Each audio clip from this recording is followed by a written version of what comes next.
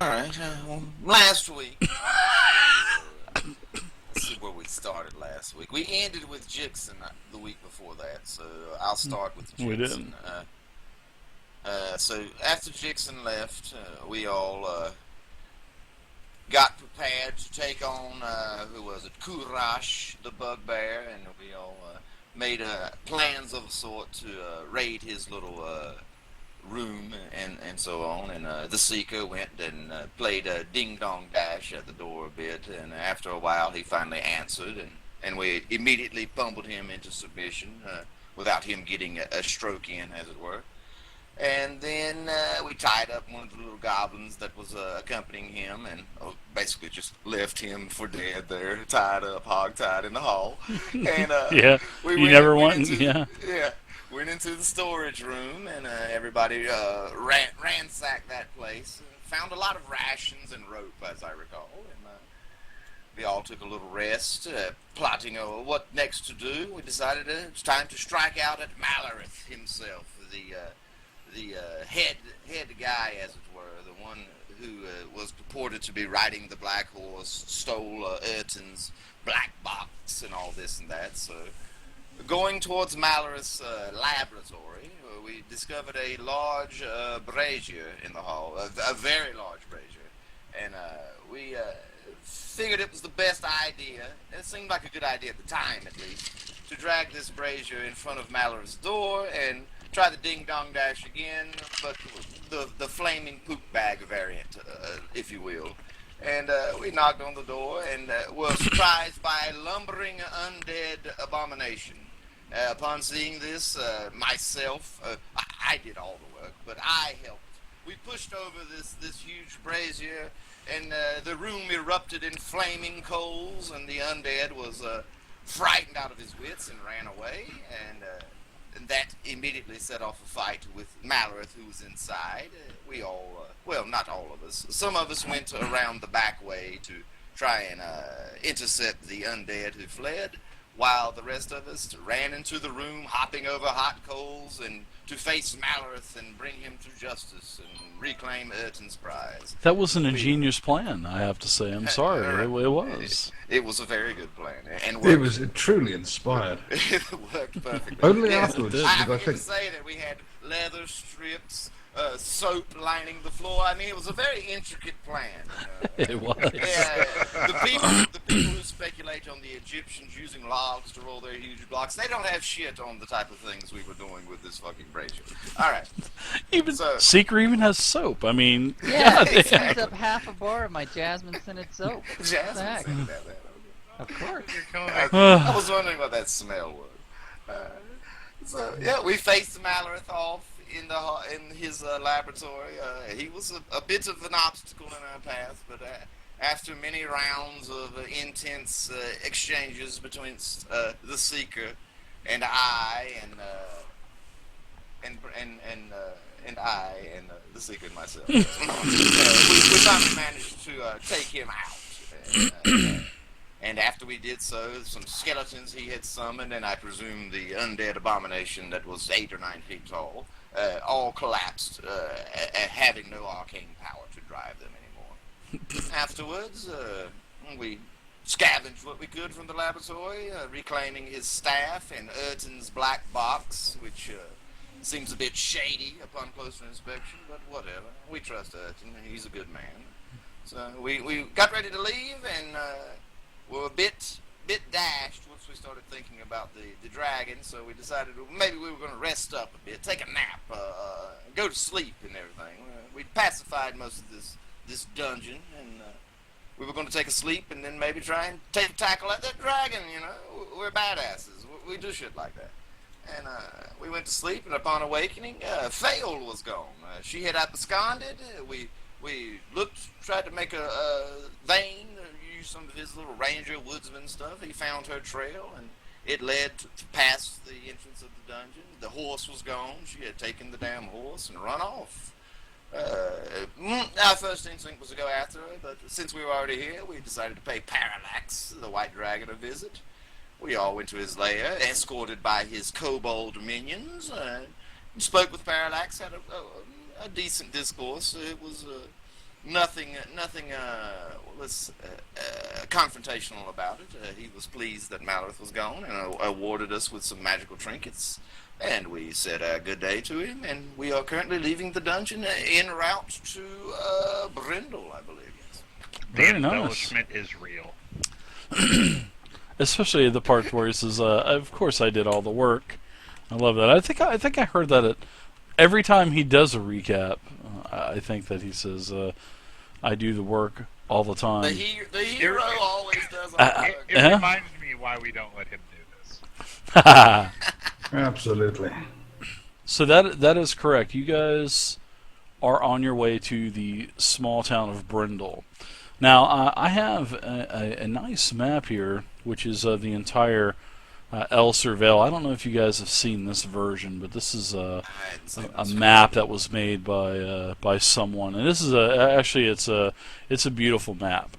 This is basically the way that the Scales of War is done is done in very small maps, sort of like how I showed you the first map, and this map here of the Elservale, this map here. The one with all the land plots developed. Correct. And everything. Yeah, it's like a close, tight view of the current. Yeah, sort of like a breakdown of the small area.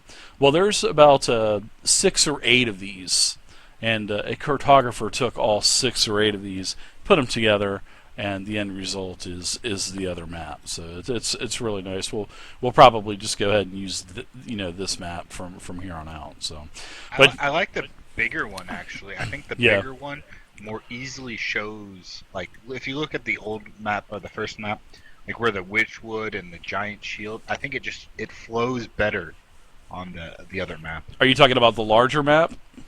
Yeah. He's Yeah. referencing the larger map. Yeah, I think it looks good too.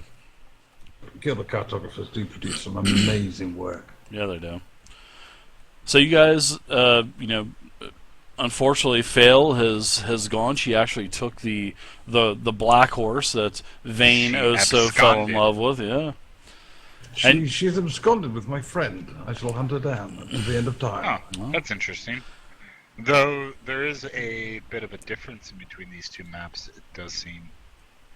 I'm sure there's probably some minor differences. Yeah. Possibly, for sure. I know that.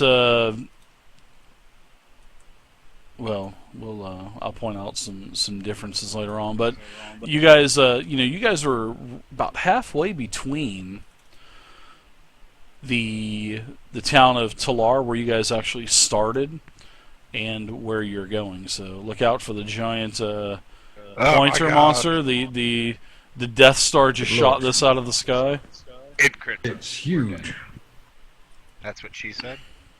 So you guys are right around. Yeah, you guys are right around, right between Talar and Brindol. Well, you made a several-hour trip to Brindol. You made it. It was uneventful, like I told you at the end of last session. You saw a couple riders going from west to east, some going from east to west. Another caravan probably looked like it was leaving Brindol, but eventually you do get to the town, and you enter the western portion of town. Now, when you enter the western portion of town, I'm just going to go ahead and show you the entire map of Brindol. All right, this is pretty much the entire map, and there's quite a bit going on. So we enter at 1? Yeah, correct. Yeah, there's on the very western portion, which I should probably go ahead and put another one of these pointers on here for you. I mean, it's got a compass. We can figure out west. Yeah, we'll say make it easier to for where you guys are, and if you're at any kind of location or anything like that as well. I think that would work pretty good. Okay. So you guys are here in Brindol.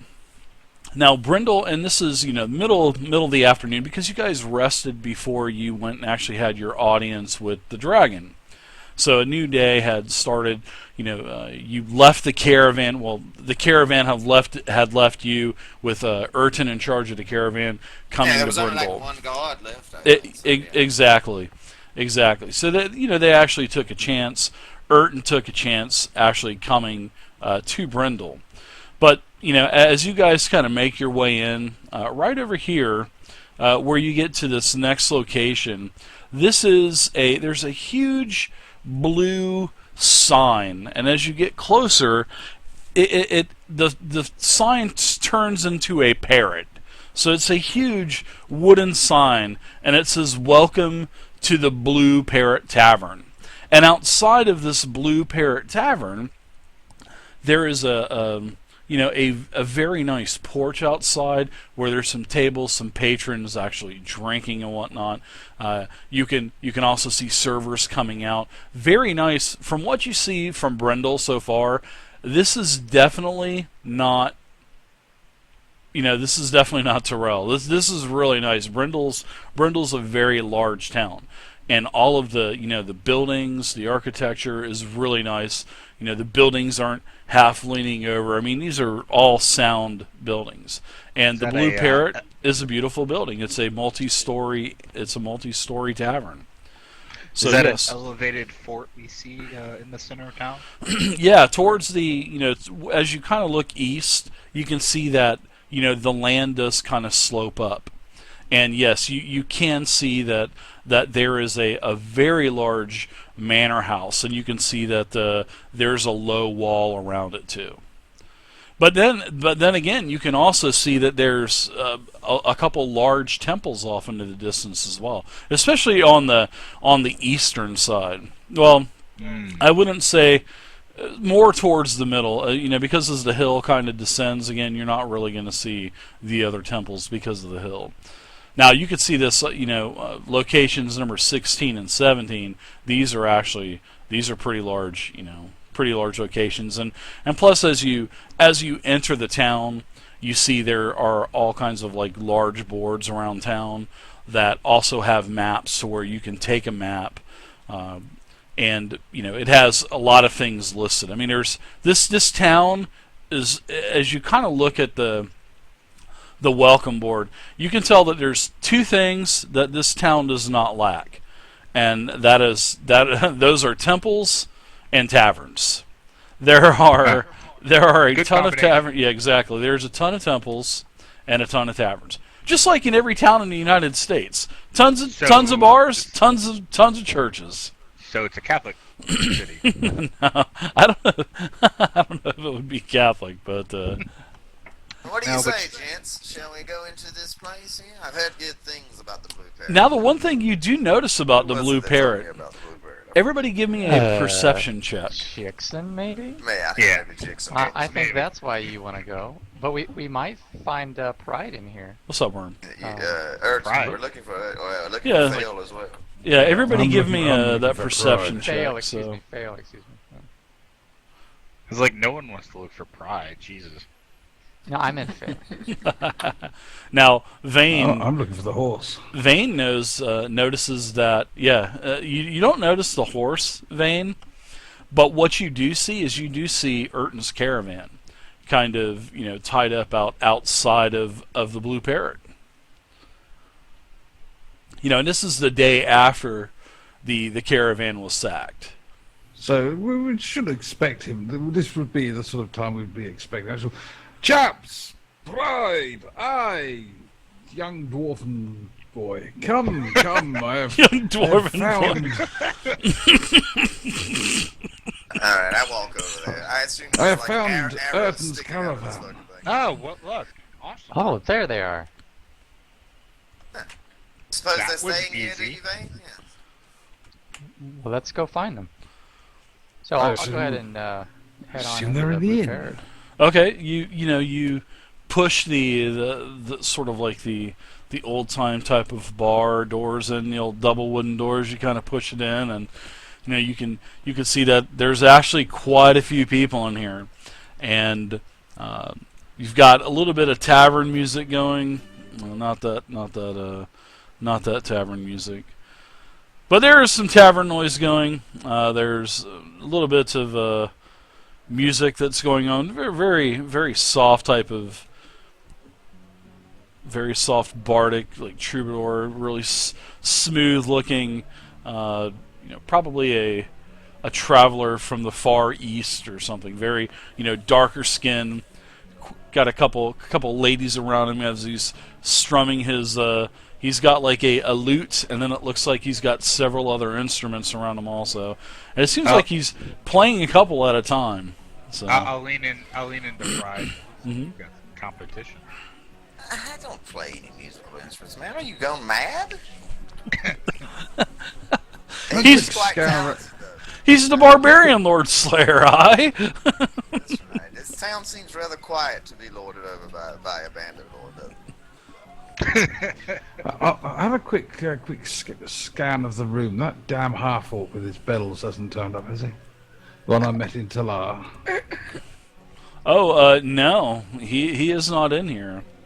Oh, good. Oh, sad. I like his bells. He's a half-orc. He's a madman. You can't trust him. A rather ugly chap, too, as I recall, mate. Incredibly.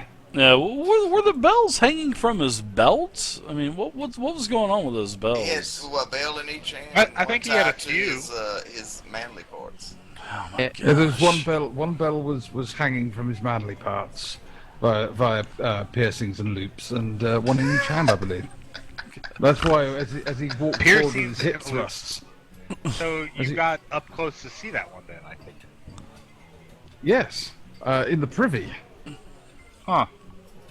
You closely inspected him, did you? Well, I couldn't hardly have missed it. He was there with a hammer. I have a hammer. What's that He was mean? muttering something about vivacious ladies and had a hammer in his hand. I go up to the teller or whatever here. Is there somebody like a bartender or somebody? That Oh, absolutely. charges There's this place? Okay. a very long, beautiful bar made of oak with lots of glass behind it. And above the glass, there are shelves of just tons of different liquors and alcohols. And there, you count, there's about 15 different kegs of brew that are, protruding from the walls. And it seems like everybody in here is having a really good time. Lots of servers are going around, beautiful servers. Lots of maids bringing out food. So it looks like they're serving food. It looks like they have several stairways that are going up to probably rooms that they rent out. Blue Parrot looks to be a fine establishment. So I take some moment to look down at himself and notice they're kind of covered in a bit of gore. Huh. Did you not wash in that 5 gallons of water? I washed my hair. Where's prestidigitation when we need it? Oh god. God. So I asked whatever bartender, whoever's sitting in the bar. Excuse me, ma'am, sir. Yes, sir. The name is Bruce. Just call me Bruce. Hello, Bruce. Pride is my hand. Pride? What can I get you? Welcome to the Blue Parrot, and I haven't ever seen you here in Brindol, so welcome to Brindol if you've never been here before. This is my first visit here. This seems like a lovely little town here, and a lovely inn. It is the best. My family's been here for many of centuries. Plunk down a gold piece and kind of slide it. So Oh, can well, I get thank you. a glass of ale and maybe a little bit of information out of you? Absolutely. So he turns over to one of he kind of looks over towards as he's wiping out a couple mugs that he's got in his hand. He wipes them down, sets them down, dips them into some water, and asks the barmaid to get the finest dwarvish ale for old Pride here. Speaking of dwarves, sir, you wouldn't happen to have any dwarf guests here? We're looking for some friends that we traveled with, a caravan. More like. Are you talking about? I believe his name is Urton Crux. I believe. Yes, my Absolutely, you'll probably find him back in the party room. He is in the he's been liquoring it up pretty good ever since he got here, Pride. Yeah, that's certain. I lean in towards him. And you wouldn't happen to have a pretty little thing named Vixen staying here, would you? Jixon. Jixon. I like Vixen better, actually. There are probably several Vixens. Oh God, are they? They're all Vixens. But those are my daughters now. Those are all hands off. I mean, Jixon. We had an appointment to meet her, but there's so many ends of this. I don't. Oh Jesus! I don't know of a Jixon. No worries. Yeah, there's Jesus quite a few staying here? taverns. There's the Maroon Schooner, and oh man, there's the Gentleman's Club. There's the Antler and Thistle. There's there's just so many taverns. There's so much competition here. But saddles up next we are the finest. Yes, sir. Perhaps my friend here means, has there been any other recent newcomers to your establishment in the last half a day? Well, the only ones that we got that have actually taken room was Urton, and he had mentioned that his caravan had been ransacked by some goblins. Yeah, we took care of them. So he told me that he was hopefully expecting some more to return from that escapade. I guess that you guys tracked them back to their lair, and did you take care of them? Well, you got to tell me all about this fight. Look at our clothes. We are covered in their blood. And he starts. He tells Sarah. He says, "Sarah, get more of the best dwarvish ale for these heroes. These heroes just possibly could have saved the town of Brindol." So I shall slide up to the bar. yeah, Sarah, she gets about 3 or 4 mugs, and old Bruce lines them right up and says, this round's on the house, and I'll get you another, Pride, and he slams another down right in front of Pride. What he gave me, so this party room, can anybody go there, or is it some sort of VIP? Well, it's the VIP room, and we call it the Delmonico room, because we serve the finest steaks in Brindle.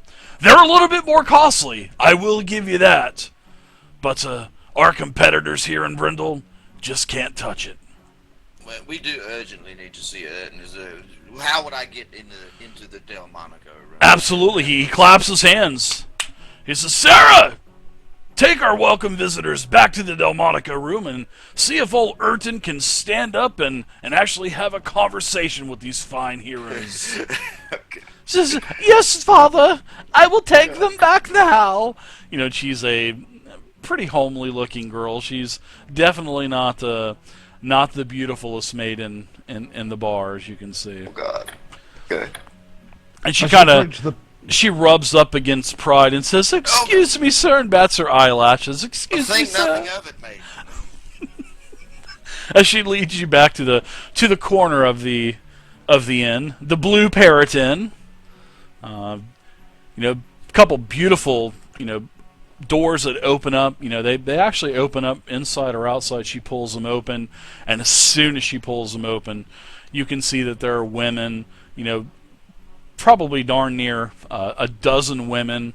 A couple of them are dancing on tables, dressed quite provocatively, and you can see Urton, and I takes in the sight, and he's like, "Oh, they have a luck of good fortune, and apparently they take advantage of it." Oh, you talking about Urton? Yeah. Yeah, he kind of looks at you and says, "Who the buggers are? Oh, it's I. Hey, where's everybody at? Where's Pride and where's Right here. Vane and Seeker and Fail?" Yeah, I moved out of the way. here, Urton. Are you all right? You Oh. don't look well. I couldn't be better. I'm surrounded by beautiful women. The Seeker just looks around, slightly confused. No, yeah, he kind of goes over towards Pride and huddles up with Pride, and he says, "Pride," and his breath is horrible. I mean, it is. God. Bruce has probably been giving him the shoddiest of ales right now because there are just small caskets everywhere and large buckets. How much ale does a dwarf have to drink to get sick? He is almost 3 sheets to the wind, and you would know that he would have to have drank a ton. I mean, he has been drinking through the night. It was a rhetorical question. Yeah. Oh, no, just as you can see all these, and especially where he was sitting there. There's actually a couple of these small kegs thrown on the ground behind him. They're kind of rolled up against the wall, and he says, "My boy, Pride. Yes, Father. If I was only your father, but it was the best return that I've had all year." It's good that you're finally getting some coin in your pocket, my friend. I'm glad of it. And We've he's had got good luck in our mission as well. chicken grease and stuff kind of coming down from the corners of his mouth and pieces of food in his beard, and he goes, Pride, I got a gift for everyone. Did you find those? Did you find the bad guys? We found your little item as well, and fear not. Oh, you got the box. Indeed. That's a story, Pride, that I'll have to tell you when I feel a little bit better. But sit down. All right. Let's eat. Let's drink. I am thoroughly. We will celebrate. I will participate. I haven't. Come to think of it, I haven't even been to bed yet. The caravan got here just before the sun went down, and come to think of it, oh boy, between me and you, Erden, there was far less mercenaries you had to pay once you got here, so there's no jingle in your pocket. It's a win-win situation. But you, all of you are like my family. Just like my brother led it back into Lar. And you guys have a seat. You're all my sons. Sit down at the table. And he bangs it. And he says, Sarah, go get some food for my sons. And he starts to push all the food of the plates of food, like the breads and the vegetables, and he bites into a cherry tomato and it like squirts on the table. I mean, he's so. Oh, he Denethors it? Yeah, he does. Oh, yeah, he does. So tell me about what happened. Where did you guys go again? Where did you go? There's a cave just north of where we were attacked. We followed the remnants of the goblins that had attacked us, and quickly we slaughtered them, and before we ventured into their cave, where we fought long and hard, eventually besting the evil black hooded man that had both not only attacked your caravan but had also disrupted the harmony of your village. Malorith! You killed Malorith! Perhaps. Malorith. He was like a brother to me once. Indeed. I'm sorry to hear about your brother's passing. He went down the wrong path. Cheers! No, this round's on me. He was a brother to me. How'd you two know each other? Before I became a very well-endowed dwarven miner, I was a